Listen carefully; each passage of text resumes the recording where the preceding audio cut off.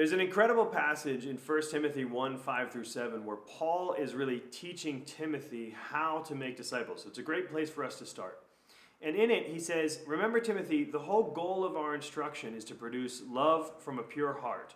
Away from this, some people have strayed, seeking to be teachers of the law. And it's a really encouraging passage because it means that in order for us to really do the work of making disciples, we don't have to have seminary degrees or understand everything there is to know about the scriptures. We really just need to know how to follow Jesus and live and love like he did. And so as we want to follow him and mirror the process that he did of bringing people into an understanding of what it means to become a true disciple, somebody who lives like Jesus, we really see that there's a process that takes us in a 4-stage process. So the first would be an awakening. And by this, we just mean a born-again experience. At some point, someone, if they're going to have transformative relationship with Jesus, they have to choose to, A, believe in him. They need to commit themselves to him as Lord.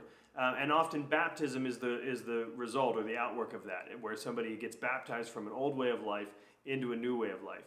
Once that is complete, that's really where the process of discipleship begins.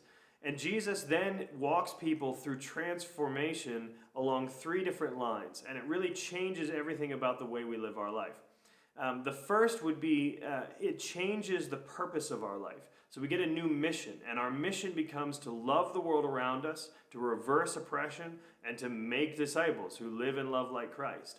As we seek to live out that mission, we need others around us who are seeking first the kingdom and people that we can learn to live with, to love, and people who will equip and encourage us in doing the mission. And that's where church or community comes in. We use the term community because it really speaks more to what the word ecclesia was after when it called forth Christians to be together, to learn to love each other, and to do life together. And then Jesus also transforms the way we relate to God. And we call that intimacy, where we really learn to abide in the love of God. John 15 says that if we abide in him, we will bear much fruit. So if we're looking to actually produce disciples, the kind of disciples that Jesus is talking about, it starts with a process of actually abiding in him, abiding in his love, and letting his love flow through us to the world around us. So this site is going to be broken into those 3 sections: mission, community, and intimacy. And each section is going to have tools that you can click on and watch videos and learn more about what those sections means.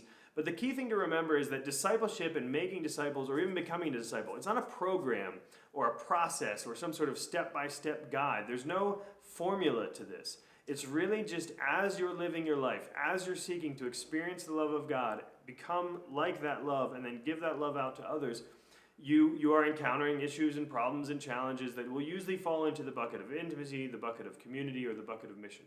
So let's get started on seeing some of the tools that are available to us as we learn to live this way of life.